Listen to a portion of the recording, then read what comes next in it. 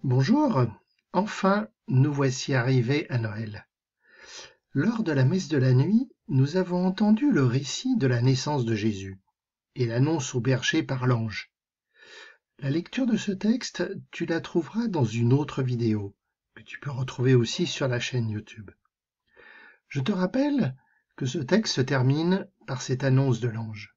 Aujourd'hui, dans la ville de David, vous est né un sauveur, qui est le Christ, le Seigneur. Et voici le signe qui vous est donné. Vous trouverez un nouveau-né emmailloté et couché dans une mangeoire.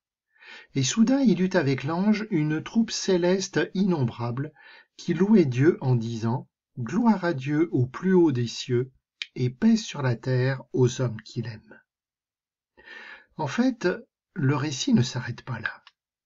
Je te propose d'écouter ensemble la suite.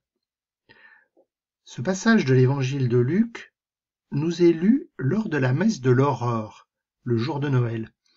C'est généralement la messe où nous ne sommes pas souvent présents. Tu pourras retrouver les deux textes dans ton livre par le Seigneur. Écoute. Lorsque les anges eurent quitté les bergers pour le ciel, ceux-ci se disaient entre eux, « Allons jusqu'à Bethléem pour voir ce qui est arrivé, l'événement que le Seigneur nous a fait connaître. » Ils se hâtèrent d'y aller, et ils découvrirent Marie et Joseph avec le nouveau-né couché dans la mangeoire. Après avoir vu, ils racontèrent ce qui leur avait été annoncé au sujet de cet enfant. Et tous ceux qui entendirent s'étonnaient de ce que leur racontaient les bergers. Marie, cependant, retenait tous ces événements et les méditait dans son cœur. Les bergers repartirent, ils glorifiaient et louaient Dieu pour tout ce qu'ils avaient entendu et vu, selon ce qui leur avait été annoncé.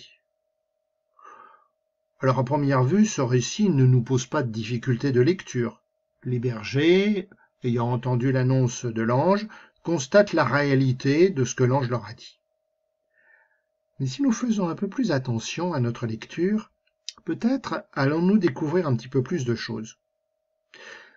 Moi, en lisant ce texte de manière un petit peu plus attentive, il m'a semblé que nous pouvons retrouver le comportement de tout disciple, de tout croyant, dans la démarche des bergers. Alors déjà, une décision qui est collective. Les bergers ensemble.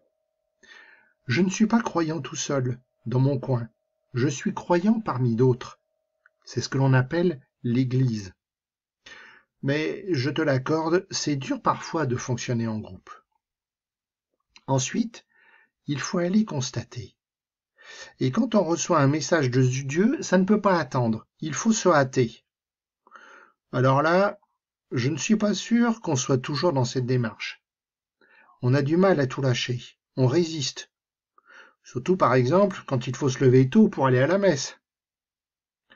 Ensuite, lorsqu'on a constaté, on est envoyé en mission pour témoigner. Là non plus, je ne suis pas sûr qu'on accepte toujours notre mission. Porter la parole de Dieu auprès des autres, ce n'est pas toujours simple. Surtout auprès de ceux qui ne sont pas croyants ou ceux qui ne connaissent pas Jésus. Je suis sûr que pour toi, parler du caté entre copains du groupe, fastoche. Par contre, parler du caté aux copains de l'école pendant la récré, t'es vraiment sûr, Jacques, qu'il faut? Et enfin, se tourner vers Dieu, pour le prier, pour le remercier de tout ce qu'il fait pour nous, de tout ce qu'il fait pour toi, pour moi. Et là aussi, je ne suis pas toujours présent. Alors, à l'occasion de cette fête de Noël, à l'occasion de la naissance de Jésus, nous pouvons peut-être nous faire ce beau cadeau. Écouter les bergers de cette nuit de Noël, les suivre dans leur chemin de croyants.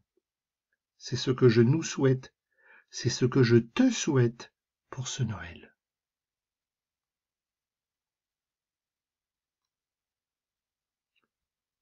Jésus, nous avons préparé la crèche et nous avons mis le petit bébé qui te représente.